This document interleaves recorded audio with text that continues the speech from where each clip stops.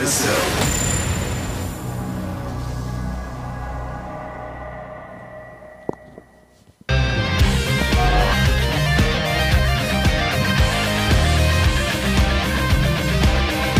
Welcome back, everybody. We just had Avenge 4-0 the group. He is out of there using Code S. We're going to find out which one of these players is getting not into Code S first, and we're not going to see a mirror match at this time on Deadwing.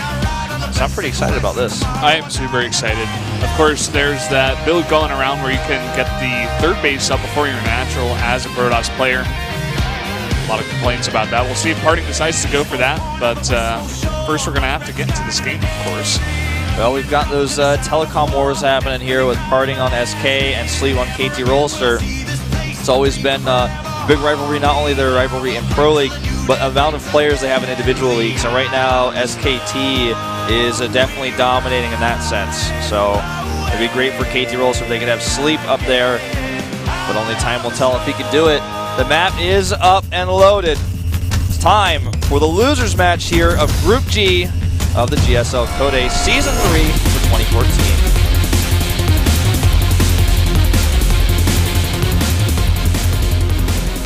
And up here in the top left in the red, the Protoss player, he is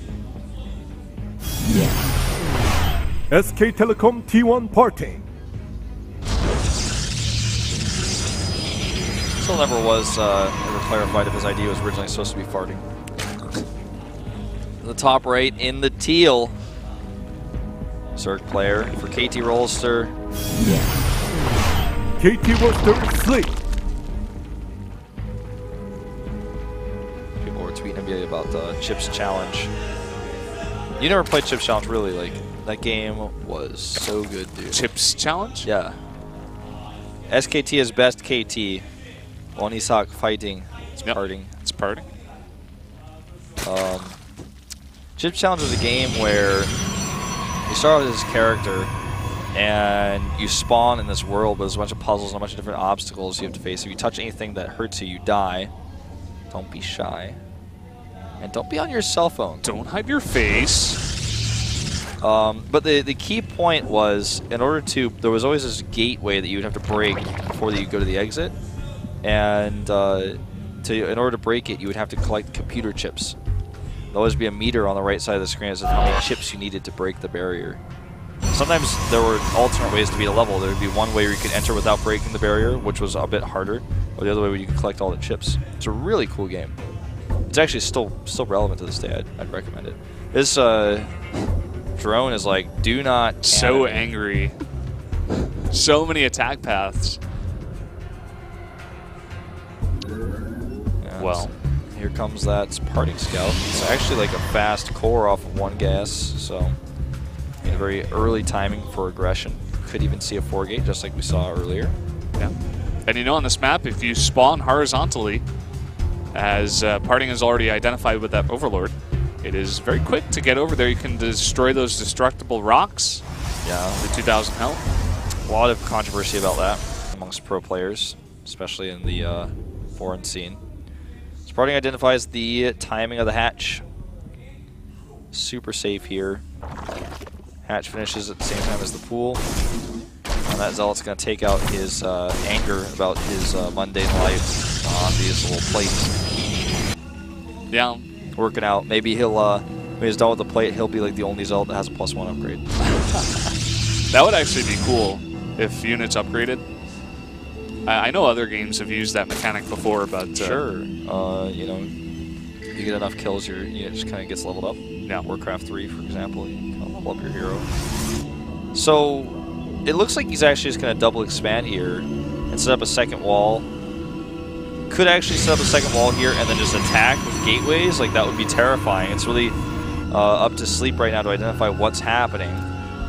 Something he failed to do in his series against Avenge, game number 1. I think he's actually going to add that third gate, yeah. There So it is, 4 3 gates. 4 in total, 3, yep, like you mentioned, being added. And he can see this with his Zerglings, so this is no mystery. Ooh. Does get denied, but it can, of course, get to work on that pylon before the Mothership Core gets over here. but the Mothership Core does get over here. It's going to deny the Zerglings from doing anything. You know, maybe I'm just one of those really, really technical guys. I really don't like that the Nexus and hatchery placement is slightly off on the green circle. Is it really? I didn't see that. Yeah, you can't really tell easily from the naked eye, but if you look here, see it drives me crazy. Look, see that? Why do you have to say anything? The hatchery, once it's finished, the creep will block it, so you don't have to know. Yeah. But I'm like the guy, if like the picture is like a little bit crooked on the wall, I'm like, oh no. Yeah, me too. That's really annoying. Well, here we go. 4 gates. Pylon right here next to that third base, and he's got a bunch of queens, as is the style of Sleep, but not sure how it's going to work out. That counterattack isn't going to do anything. That Zealot is like not really helping out too much, and I guess he was looking away at that counterattack because the Stalkers are shooting the hatchery. I mean, yeah, he wants to kill the hatchery. That would be great, but he needs to deal with those queens first. I don't think he's actually going to reverse this down.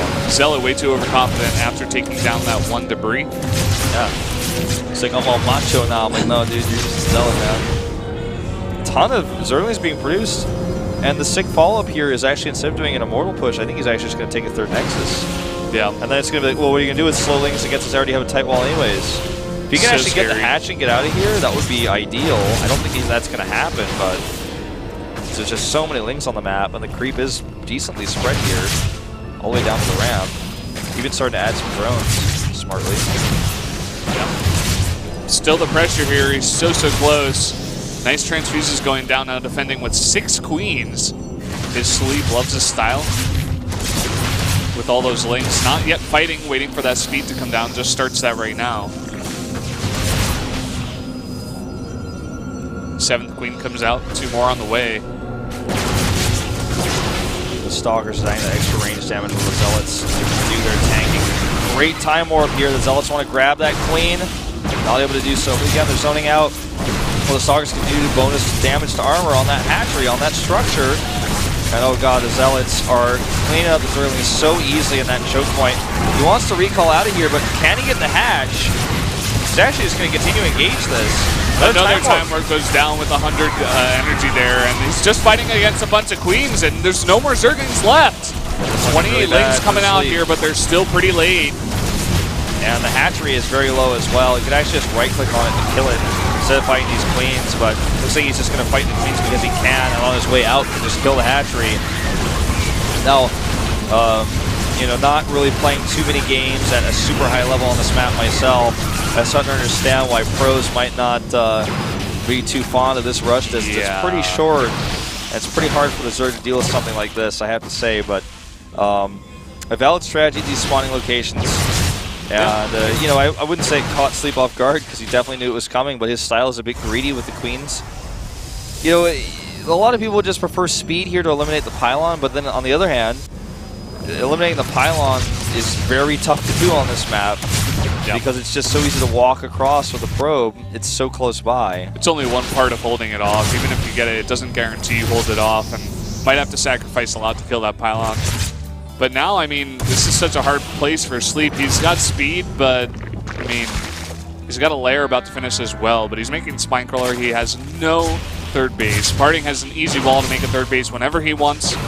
There's a huge threatening army on the front doorstep of Sleep's base right now, picking off queens in the meantime, like... Yeah. Now the robotics is gone. You could actually just do an Immortal push just like we've seen before. Or you could take a third Nexus. Or he could make Immortals and have a safe third Nexus and just make a robotic support bay a little bit later. And there's not a whole lot Sleep can do because he can't move out. He can't take a third base. And I was talking about this map looking like Pipe Dream earlier. The thing is, like, he doesn't have the right block. He has, like, the block that's, like, reverse, but he can only go one way. So he's going to hit that reverse block, and then the pipe stuff, the gas or whatever, is going to spew out everywhere. And it's going to be game over. And you're going to put a silly name as the high score because you were a kid when you were playing that game. So you'd like name yourself after your favorite video game character. You'd probably put your name as like Banjo, or Banjo-Kazooie, or like Cloud or something. Because you thought it'd be cool. But, you know, everyone in your family knew it was you because you were actually the only person on the computer who played that game. Except that one time when your mom accidentally deleted the high scores and you were really pissed. Because that Don't definitely remind me about that, man. Or the time when you paused Dig Dug because you thought, like, anyway, hold that thought. Here we go. So many Zealots here. The Immortal's not really in the fight just yet, but still not really needing them. Nice force fields coming out, as Parting always loves to do. Transfusions coming down on those Spine Crawlers, keeping them alive for a very long time, but still, so many Zealots still alive. Going to kill a lot of those Queens, but the Hydras are out, doing a lot of DPS, may be able to hold it off for now. He's considering a recall here. Okay, does do that, but look at this. Another pathway has already been unlocked. He's got a line of sight blocker there to help protect his pylon. Hydras here in a small number are not going to be too effective, but if he can get a few more sets out, maybe he can hold this on. The question is, if he holds here, what's the next step? He's got a concave on the high ground. He's got 8, 9 Hydras. Lings on the front, tanking and running back, tanking and running back. Now they're actually just going to sit there and fight it. Just so much Protoss here. So many more Zealots being warped, and he's got 13 Sentries. Sentries aren't the best fighters, but in a situation like this, ouch. All of those Hydras being force fielded off, and the Immortals just doing way too much damage. Another nice force field comes down, and that's looking like the end of game number 1 here for Sleep. Partings with this aggression on this map. Looks like he's going to take it. Parting the King of Immortal all-ins, and he shows it yet again here. That is that. Space is dead. GG. There's a GG from Sleep. Stay in the game a little bit longer there. I think very frustrated with the spawning locations there and the build he was up against. Parting's just laughing. He's like, whoa, okay, well, I guess I can just win like that, huh? Seems like, well, alright, whatever. Yeah, it's a tough thing on that map. You know, we haven't really seen too many pro-level games on it in Korea yet, but I feel like a lot of Zergs will figure out how to deal with that push at those spawning locations. It's just going to take some time. The map's also not in Pro League right now either, obviously, and won't be until next season, if it's even kept in the pool at all. So it's like only in the GSL we're going to see really top-level games on this map to see how Zergs are holding off this type of push. Keep in mind, not only is it the spawning locations and the map and the map's design that makes this strong, it's Parting. I mean, he knows how to Immortal push. He knows how to be aggressive. He knew exactly how to execute that push. Maybe a lesser player wouldn't have. And still no show on the map. There it is, Overgrowth. Yeah, almost 100% pick rate versus Protoss. The only one that Bros seem to favor from time to time is Sejong. Yeah. And this does give Sleep a good chance here. It's another 2-player map. I don't think Parting will get so lucky with his aggression. The map's definitely a lot further away, even though it's 2-player, to attack that base location. Parting's really happy right now. I don't know what's going on. Maybe his coach is like, just do it again. Just be aggressive again. And actually, I don't think that would be such a bad idea for Parting. You know, Sleep showing some weakness against aggression in all of his games, even Avenge doing the same thing to him. So, wouldn't be surprised to see Parting do a very similar build. Yeah, 4-gate move, not a bad choice, especially against Sleep's style where he just keeps skipping speed going for Queens. It's already worked twice against him, so maybe this is actually just 2 players studying Sleep's style so well that they're just both ready to conquer him here with the same sort of style. If Sleep fails in game number 2, he will be the first player to be eliminated and drop down to Code B. Parting would then go off to the final match to decide who's getting out of this Group G